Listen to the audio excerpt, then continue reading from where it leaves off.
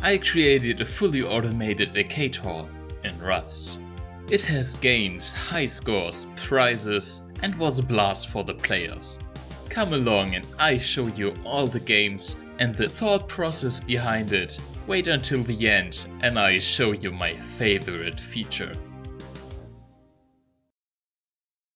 It all started last wipe when I thought to myself what new invention I could come up with. I made escape rooms and game shows before. This time it would need to be something new. Then it struck me, an arcade hall.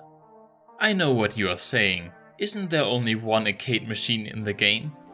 That is correct. In vanilla Rust there only is the chippy arcade.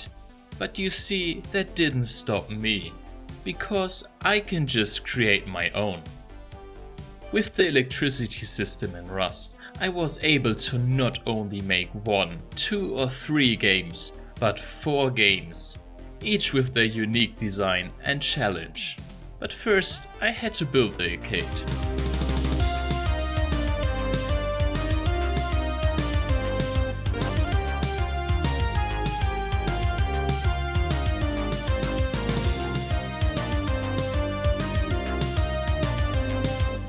First of all, we need the arcade machines themselves. I wanted to make sure to hit home the feeling of rows upon rows of these machines, making it the center point of the arcade. Next, I elevated the bar and dining area, giving it a good overview. And most importantly, I created these 4 slots for the games. There is enough space behind the walls for all the electricity. And trust me, we will need it. Each of the games has a door frame to its side. This will become important later. As for the style, I went hard with the synthwave aesthetic. It really goes hand in hand with the 80s arcade. So some nice pink lights at the top, yellow in the middle, and small blue accents here and there.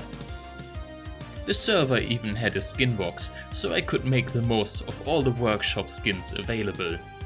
For example, this rug that was perfect. I promptly filled the whole floor with it. On top we have nice door skins disguised as other arcade games. And these rugs perfectly fit the blue and pink tones. It was all coming together nicely, and once finalized with the music hooked up to it, it really came along. I think it's time for the first game. This is Whack-A-Mole. It was the most popular for the players. You've probably seen one of these before. How it works is that 1 out of the 8 moles will appear at random and the player needs to press the corresponding button in time. Otherwise, it's game over. What's great, it even has different speeds, meaning beginners have an easier time learning and the advanced players really need to master it to break the high score. Now the games themselves are nice, but what takes this arcade truly to the next level is what comes beside it. For all the work that I've put in, I wanted to make a profit, and this is where these vending machines come in. We can actually track if something was purchased. There are these storage monitors, and every time we move the stack inside the vending machine, it sends out power.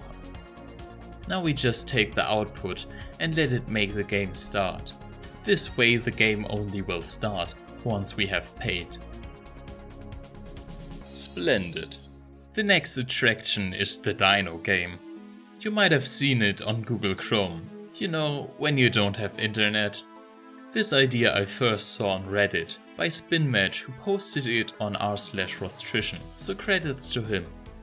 How it basically works is there are 2 lasers. They track whether a player is jumping or crouching. We indicate the player by the 3 lamps on the left. When the game starts, obstacle will come towards the player.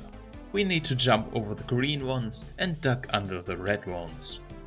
If we lose, it's time to pay for the next game. That makes me thinking. It would be nice to pay for multiple games up front and to have a counter displaying how many games we have left. So let's improve our game setup a bit. We introduce a counter into the system. This will show how many paid games we have left. We hook up the storage monitor to the increase of the counter.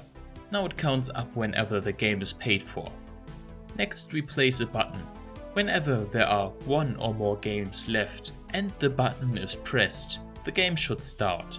So we put down an AND gate to connect both outputs. This has the additional benefit that the player can decide when to start the game. I really hope you like the game so far. What game shall I do next? Let me know it. Also hit like and subscribe so you won't miss out. On to the next game. This is Pong.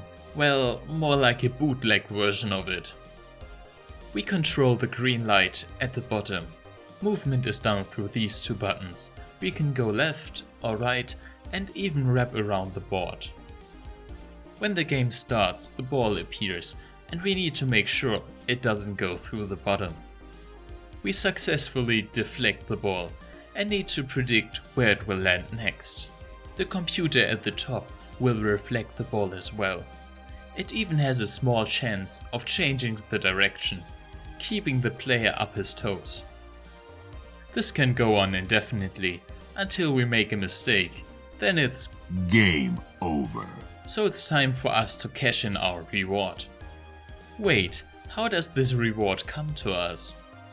With the industrial update, we have gotten the abilities to lay pipes and transport items. This can be useful for the arcade hall as well. Behind the bag we have a secret counter. It counts up together with the high score. Once it hits 5, it will activate a timer. The timer then powers a conveyor that puts the prize in the box at the front. The golden coins are actually some skinned dog tags, and I used the silver coins as a free play. What can you do with the prize points? Well, glad you ask. You see, there's this special vending machine that sells the prizes. We can get ourselves the OG Pookie Bear. The players absolutely went nuts for it and I had to restock it multiple times.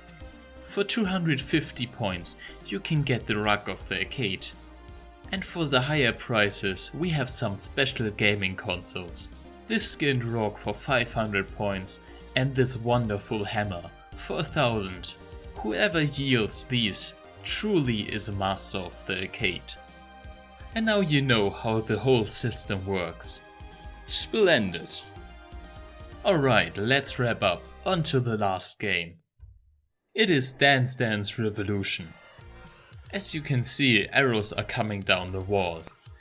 When the arrows are in the bottom row, the player needs to step on the right pressure pad in the shown direction.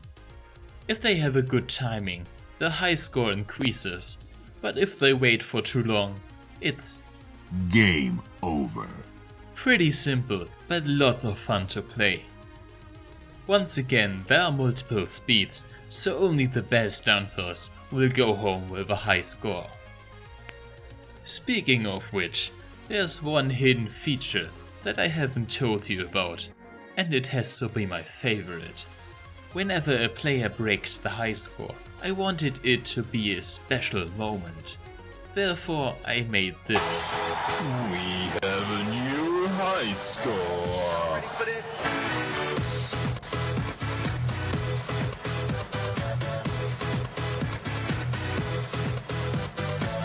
Y'all ready for this? And that's why I like Rust so much.